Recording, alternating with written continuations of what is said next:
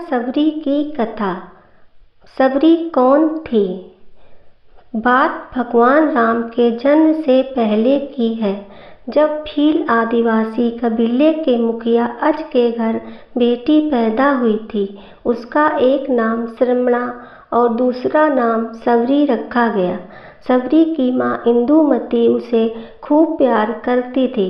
बचपन से ही सबरी पशु पक्षियों की भाषा समझकर उनसे बातें करती और जब सबरी की माँ उसे देखती तो कुछ समझ नहीं पाती थी। कुछ समय बाद एक पंडित ने सबरी के परिवार को बताया कि वो आगे चलकर सन्यासी बन सकती है। इस बात का पता चलते ही सबरी के पिता ने उसका रिश्ता तय कर दिया। जैसे ही शादी का दिन नज़दीक आया, सबरी के घर वालों ने खूब सारी बकरियां और अन्य जानवर घर के पास लाकर बांध दिए। एक दिन सबरी की माँ जब उसके बाल बना रही थी तो उसने पूछा, माँ इतने सारे जानवर हमारे घर क्यों लाए गए हैं?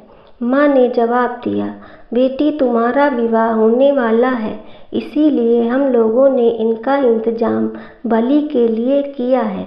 तुम्हारी शादी के दिन ही बलि प्रथा होगी और फिर इनसे स्वादिष्ट भोजन बनाकर सबको परोसा जाएगा।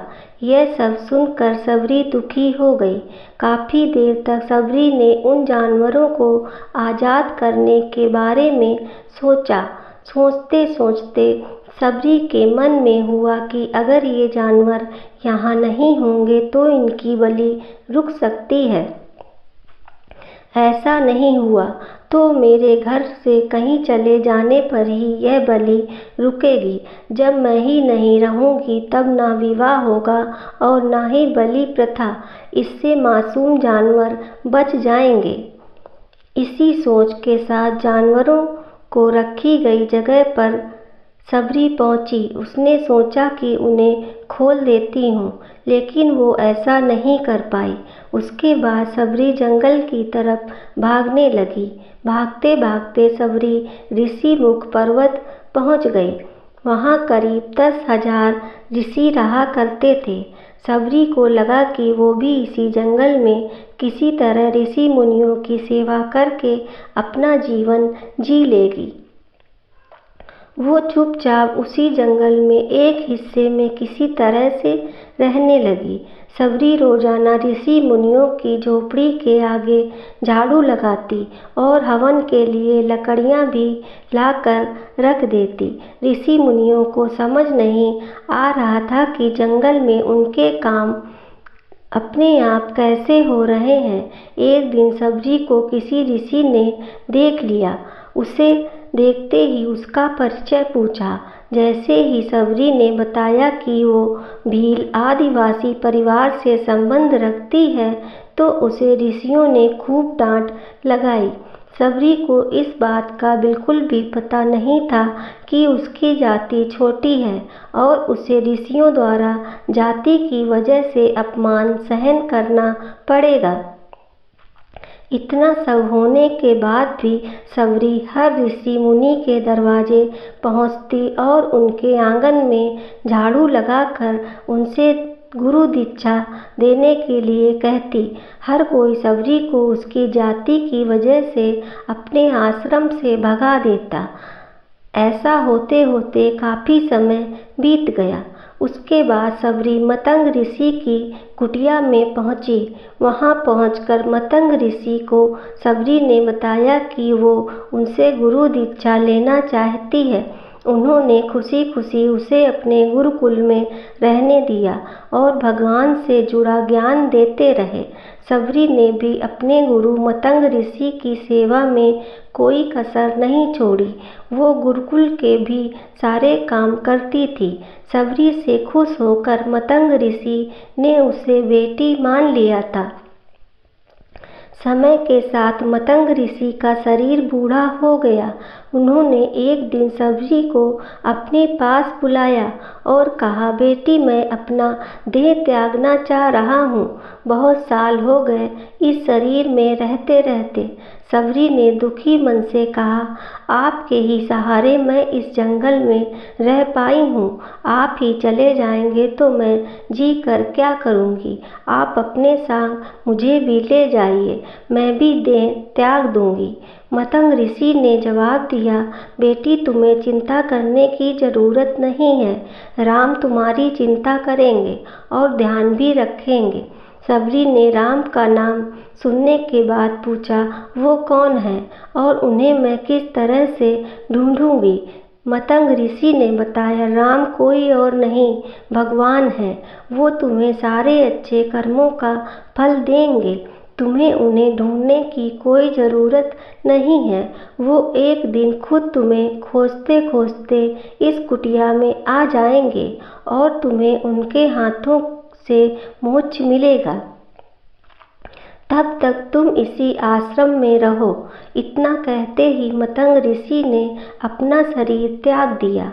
सबरी के मन में मतंग ऋषि के जाने के बाद से एक ही बात थी कि भगवान राम स्वयं उससे मिलने आएंगे। वो रोज़ भगवान राम से मिलने के लिए बाग से अच्छे अच्छे फूल लाकर पूरा आश्रम सजाती और भगवान के लिए बेर तोड़ कर लाती। भगवान के लिए बेर चुनते हुए सबरी उन्हें चख लेती थी ताकि भगवान वो सिर्फ मीठे बेर ही दे। रोजाना सबरी इसी तरह भगवान के दर्शन की आस में फूल और बेर इकट्ठा करती रहती थी। इसी तरह इंतजार में कई साल बीत गए। सबरी का शरीर एकदम वृद्ध हो गया। एक दिन आश्रम के पास ही तालाब में सबरी पानी लेने गई। तभी पास के ही एक ऋषि ने उसे अछूत कहते हुए वहाँ से भागने के लिए कहा और एक पत्थर मार दिया। वो पत्थर जब सबरी को लगा तो उसे चोट लगी और खून बहने लगा।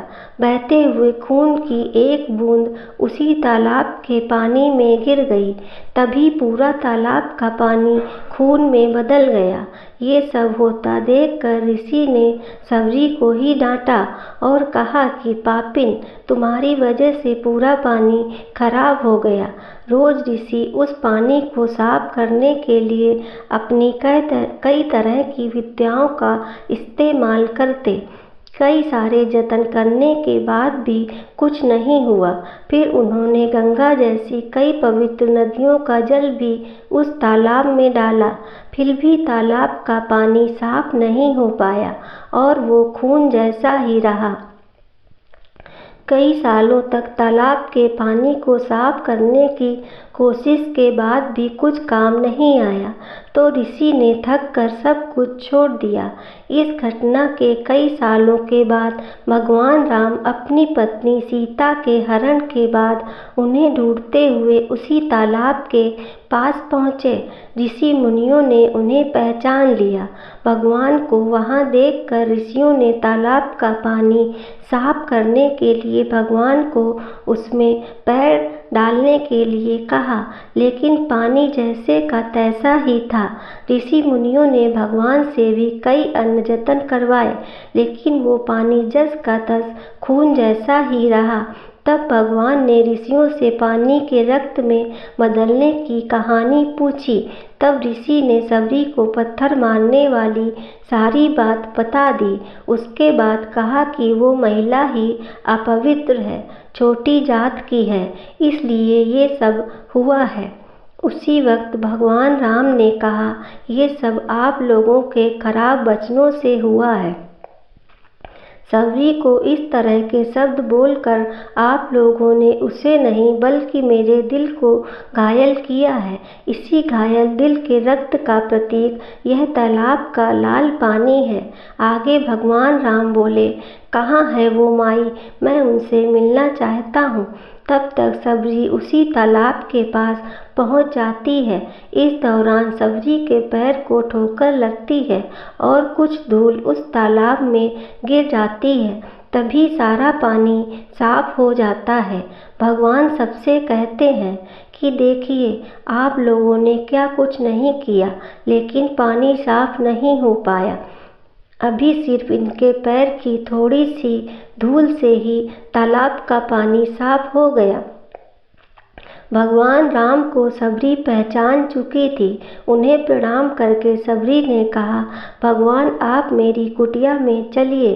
भगवान भी खुशी खुशी सबरी के साथ चल पड़े। फूलों से सबरी ने भगवान राम का स्वागत किया। वो सीधे बेर तोड़ने के लिए भाग गई और चक चक कर उनके लिए बेर लेकर आई। उन्होंने बड़े ही प्यार से भगवान राम और उनके भाई लक्ष्मण को बेर दिए। भगवान राम ने भी उतने ही प्यार से उन बेर को खाना शुरू किया। तभी बेर देखकर मुंह बनाते हुए लक्ष्मण जी ने कहा, भैया ये बेर जूठे हैं, इन्हें आप कैसे खा सकते हैं? भगवान ने जवाब दिया, लक्ष्मण ये जूठे नहीं बल्कि बहुत मीठे हैं। सबरी माई हम सबके लिए ये बहुत प्यार से तोड़कर लाई है। इतना कहकर भगवान राम ने उन बेर को खाने लगे। भगवान ने जाते हुए सबरी माई से कहा, आप मुझसे जो चाहें वो मांग सकती हैं। सबरी ने उनसे कहा, मतंग ऋषि के कहने पर मैं आज तक सिर्फ आपके दर्शन के लिए जी रही थी। अब आप मुझे मोक्ष प्रदान कीजिए। मैं अपना शरीर आपके सामने ही त्यागूंगी। उसी वक्त सबरी ने अपना शरीर त्याग दिया। भगवान राम ने अपने हाथों से उनका अंतिम संस्कार किया और माँ सीता की खोज में आगे बढ़ गए। इस तरह से ऋषि मतंग की बात सच साबित हुई और सबरी को भगवान राम के दर्शन भी हुए। तभी से भगवान राम को सबरी के राम भी कहा जाने लगा। इस कहानी से हमें क्या शिक्षा मिलती है? तो इस कहानी से हमें यह शिक्षा मिलती है कि सच्ची श्रद्धा हो तो भगवान के दर्शन जरूर होते हैं। जय श्री कृष्णा, राधे राधे।